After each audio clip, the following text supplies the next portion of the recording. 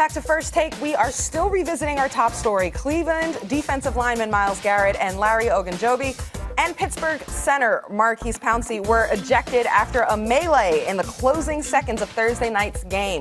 Garrett tore off Rudolph's helmet and proceeded to hit him in the head with the helmet. All right, we are bringing in Marcus Spears right now. And Marcus, there's a few things I want to point out because we've been discussing this all day. So we want to understand not only your reaction, but Mason Rudolph's punishment and what he deserves in this, Myles Garrett's punishment, then a larger conversation Damian Woody brought up, hey, is this bigger than an NFL suspension? Is this assault? And then also the importance of action versus results. Like, is the swinging of the helmet, where does that weigh with the fact that, hey, Mason walked away okay, but what if something even worse happened on the field on national television? These are all the different things we discussed today. We'd love to get your take on everything. Yeah, it's interesting because the what ifs are the reason why the hysterical reaction took place in first of all. I think when you look at this situation, you can't absolve. It's not about absolving Mason Rudolph from his participation in this incident and how it came to fruition and everything that transpired before Myles Garrett took his helmet and swung on Mason Rudolph. This is the analogy I use. If me and Stephen A. or me and Max are having a fight, right, and we throwing hands, I'm swinging anything I got.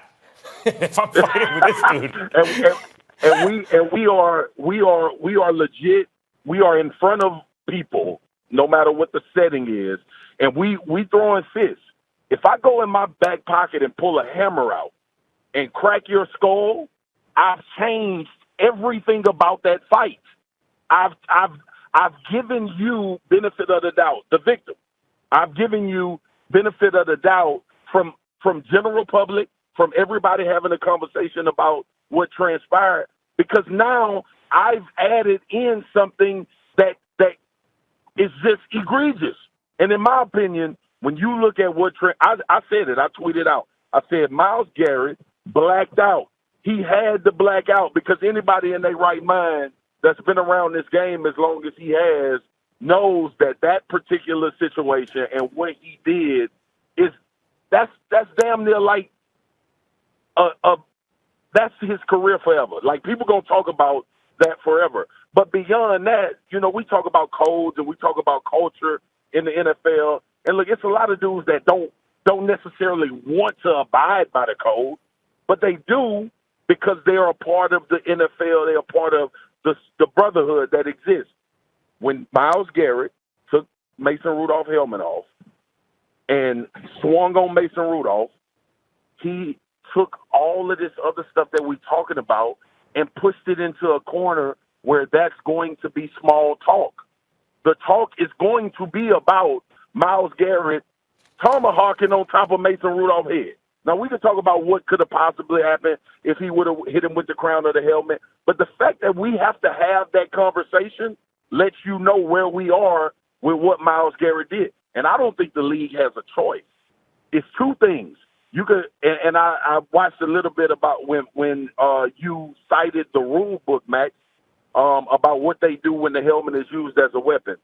I'm not sure they talking about when somebody else's helmet is off.